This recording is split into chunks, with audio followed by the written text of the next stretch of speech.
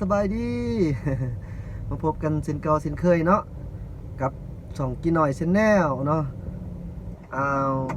วันนี้ก็เป็นมือต้นของอาทิตย์เนาะ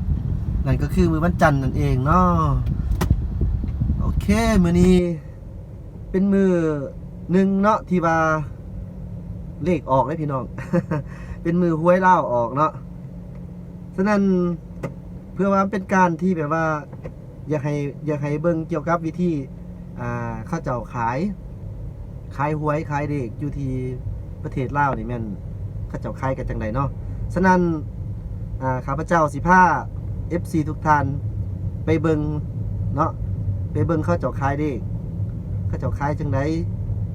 อยู่ไสเนาะประมาณนั้นเนาะด้วยวิธีใดด้วยประมาณเนาะเดี๋ยวตามข้าพเจ้ามาเลย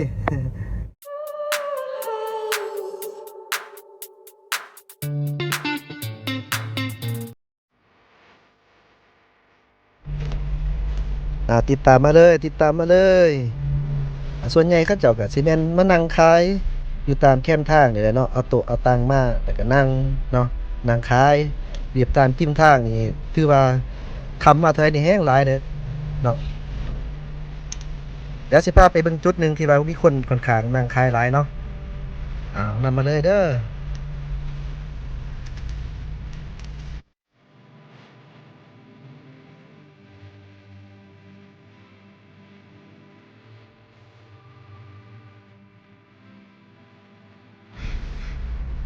อันนี้เนาะสังเกตเบิ่งว่า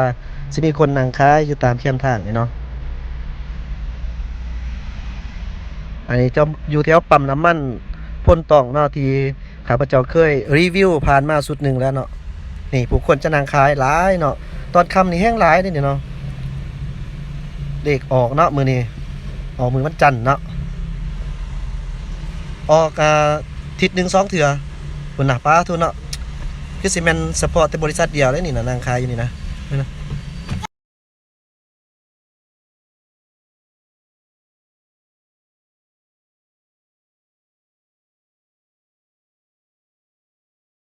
หัวท่านะถ้าถือเอาก็ดีเลย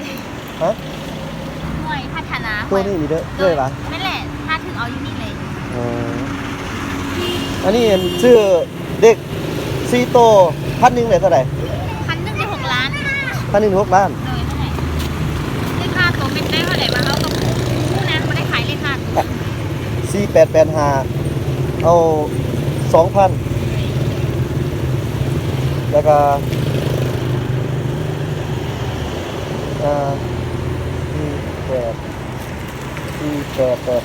885เอา2 ต่อตัวนี้แล้วนี่เบิ้งจำลากันได้เลยมีจำลาให้เบิ้งบ่ไปดินบอกกันเอาเด็ก2 ตัวเอ้ยเลข2 ตัวเป็น85เนาะ85เอา1,000ว่ะนั่นแหละซื้อบ่ได้ซื้อหลายเลยซื้อมวนซื้อเด้ซื้อมวนมักซื้อเลขคือกันบ่มักซื้อโอเคขอให้จริงขอบใจกันเนาะเดเป็นหวยพัฒนาของกระทรวงการเงินเนาะบริษัทรัฐวิสาหกิจหวยพัฒนาลาวเนาะตัวแทนจำหน่ายหวย SMS เนาะตัวนี้เนาะตัวนี้ก็คือได้ซื้อ85,000 กีบ บ่แม่นนั่นบ่แม่นนักดินเนาะ85,000 กีบ885 3ตัวนี่ 2,000 4885นี่ 2,000เนาะรวมทั้งเบิด5,000 กีบตัวนี้ก็ประมาณ20 บาทเนาะ คันว่าถูกนี่โอ้ผู้ดีเลยมีแฮงไว้นึงเนาะพอได้มีเงินซื้อเน็ตเนาะนี่นะเด็ก2ตัวนี่ถ้าว่าเฮาซื้อถือ1,000 กีบนี่เขาจะได้รับเงินสด60,000 กีบเนาะถ้าว่าเป็นเด็ก3ตัวซื้อ1,000ได้รับเงินสด500,000 กีบเนาะเงินไขการรับรางวัลก็เอาไปไว้ที่ใดจากการบันทึกไว้ข้อมูลของบริษัทเท่านั้นเนาะ